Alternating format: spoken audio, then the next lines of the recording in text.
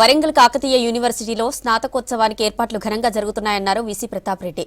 స్నాతకోత్సవంలో governor Jishnu Dev Varma 660 మంది students కు gold medals, 538 మందికి పీహెచ్డీ పట్టాలు అందజేయనున్నట్లు చెప్పారు.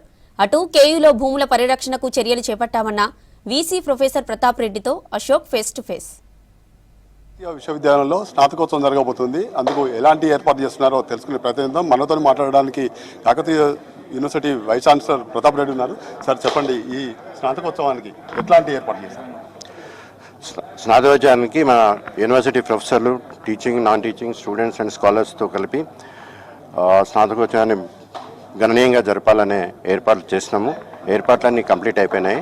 స్నాతకోత్సవం 7వ తారీఖు 11:20 మొదలవుతుంది.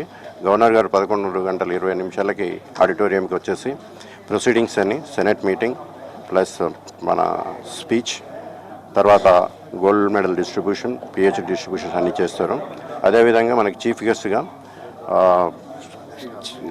Doctor Srinivas Reddy, director of IICT, Shanti Swarup Nagar awardee and famous chemical scientist, అతను కన్వకేషన్ అడ్రస్ ఇస్తాడు.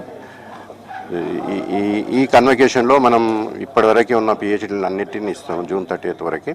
అదేవిధంగా 2021 వరకు ఉన్న కోర్సెస్లో వచ్చిన గోల్డ్ మెడల్ అందరికీ ఇస్తున్నాము. గోల్డ్ మెడల్లు 567, అదే పిహెచ్డీలు 584 డిగ్రీలు అవార్డు అవుతాయి.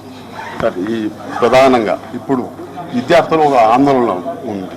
ఆ భూములను పరిరక్షణలో మాత్రం కొంత విశ్వవిద్యాలయ అధికారులు మాత్రం పట్టించుకోవట్లేదు అంటున్నారు. మీరు ఎట్లాంటి నిర్ణయాలు తీసుకుంటున్నారు? భూముల గురించి ఇంతవరకు ఏం నిర్ణయం తీసుకోలేదండి. ఓన్లీ అది ప్రపోజల్. విద్యార్థులు ఏం ఆందోళన చెందాల్సిన అవసరం లేదు. యూనివర్సిటీ ల్యాండ్స్ యూనివర్సిటీకి ఉంటాయి. సార్, ఇప్పుడు ఈ ఆక్రమణకు గురైన వాటిని మొత్తం బౌండరీ చేస్తామని అన్నారు. ఇప్పటి వరకు చేయట్లేదు అనేది ఒక అపోహ ఉంది. దాని మీద నేను వచ్చిన తర్వాత మొత్తం చూసినాను. అది ఇంకా కమిషన్ రిపోర్ట్, ఫైనల్ రిపోర్ట్ రాలేదు.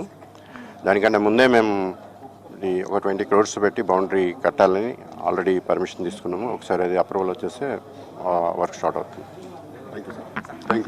ఇది పరిస్థితి. మొత్తానికి కాకతీయ విశ్వవిద్యాలయానికి చెందిన భూములను మాత్రం పరిరక్షించేందుకు, చుట్టూ బౌండరీ చేసేందుకు కూడా తాము కట్టుబడి ఉన్నామని వైస్ ఛాన్సలర్ చెప్తున్నారు. వీడియో జర్నలిస్ట్ దశరథ్తో అశోక్, విస్క్ న్యూస్, వరంగల్.